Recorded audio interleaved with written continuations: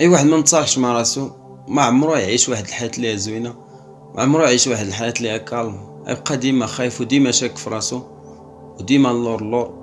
كاين اللي غتوصل بيه لدرجة كره الذات، يعني ما غاديش يبقى يحمل راسو. في هاد الحالة نهضروا على واحد المصطلح اللي هو حب الذات.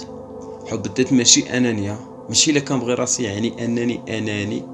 حب الذات هي واحد الحاجة اللي هي اساسية باش تعيش واحد الحياة اللي هي كالم، واحد الحياة اللي هي زوينة. يعني الا ما كتبغيش راسك ما غاديش تبغي الاخرين، وغتبقى ديما اللور. وبلا ما نهضروا على المشاكل النفسيه والتوتر والستريس اللي غيجيك مع الوقت. يعني بغي راسك وكون متصالح مع راسك. كنهضرش معاك بصفتي طبيب نفساني او لا عالم نفساني، كنهضر معاك من خلال التجارب الشخصيه ومن خلال البحث ديالي في هذا الموضوع. اول حاجه خصك ديرها باش تكون متصالح مع راسك هي تقلل من النقد الذاتي. يعني ما تبقاش تشوف العيوب اللي فيك بزاف.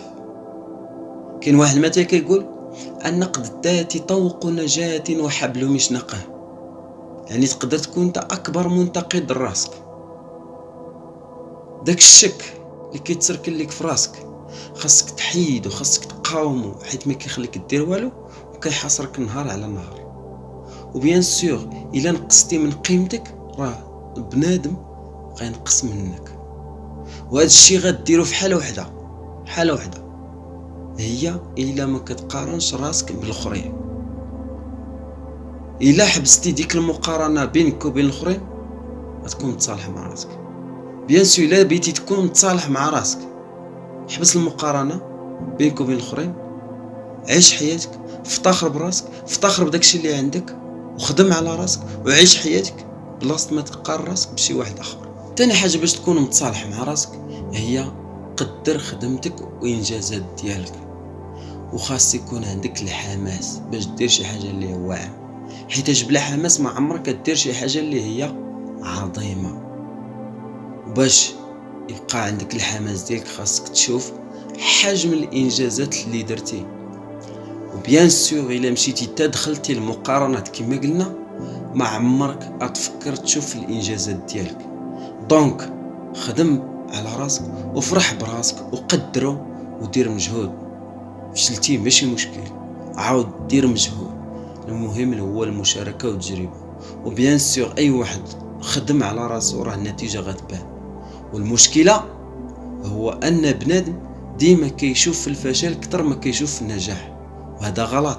هادشي كيطرا اوتوماتيكمون في العقل. علاش؟ باش زعما تحمي راسك في المستقبل، وهادشي مجرد اوهام. ثالث حاجه باش تكون متصالح مع راسك هي تشوف الجوهر ديالك.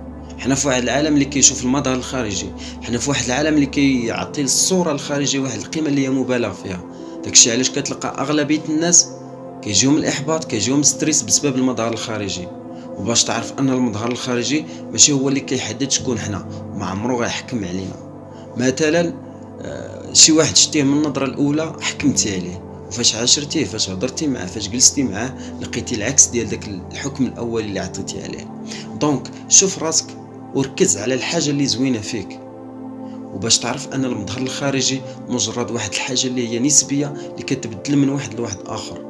كاين اللي غيشوفك زوين وكاين اللي غيشوفك خايب، ولكن المظهر الداخلي هو الكنز الحقيقي. رابع حاجه باش تكون متصالح مع راسك هي اعتني بنفسك. تهلا في راسك. باغي تزيد من الانتاجيه ديالك عندك 4 الحوايج باش ديرهم كل نهار. اول حاجه هي التعلم، ثاني حاجه هي استمتاع، ثالث حاجه هي السبور والصحه، رابع حاجه هي تغذيه الروح هي الصلاه. اول حاجه كما قلنا تعلم، يعني اي حاجه لقيتي اقرا، كتوبه، فيديوهات ديال التعلم بعيد على التفاهه. المهم اي حاجه لقيتها اقراها. المهم حافظ على عقلك، خلي عقلك ديما يتعلم. تاني حاجه استمتع، يعني لعب، خرج، فوج على راسك. لعب ديك الهضره ديال لا واش باقي صغير تلعب، هذيك هي هضره خاويه. المهم لعب، خلي عقلك ديما ناشط. ثالث حاجه هي السبور. الصحه، بعد على الماكله ديال الزنقه، ربع ساعه ديال المشي ولا الجرا ولا اي اكتيفيتي ديال السبور. المهم خليك ديما اكتيفيتي ديما، المهم خلي الانرجي ديما طالعه، خليك ديما ناشط. رابع حاجه اللي هي تغذيه الروح اللي هي الصلاه. المهم خامس حاجه باش نساليو هذا الفيديو هي رسم الاحلام ديالك. باش تحقق الاحلام ديالك اول حاجه خصك ترسمها. خليني من ديك الهضره ديال صعيب تحقق الاحلام ولا ما يمكنش تحقق الاحلام. اي واحد نجح الا وكان داك النجاح في الاول مجرد حلم، ولكن بشرط الخدمه والجديه. في الاخير اش غنقول لك؟ تصالح مع راسك وبغي راسك واهتم براسك، حيت الله ما يبقى معك في الاخر الا راسك. المهم نشوفكم فيديو جاي ان شاء الله. السلام عليكم.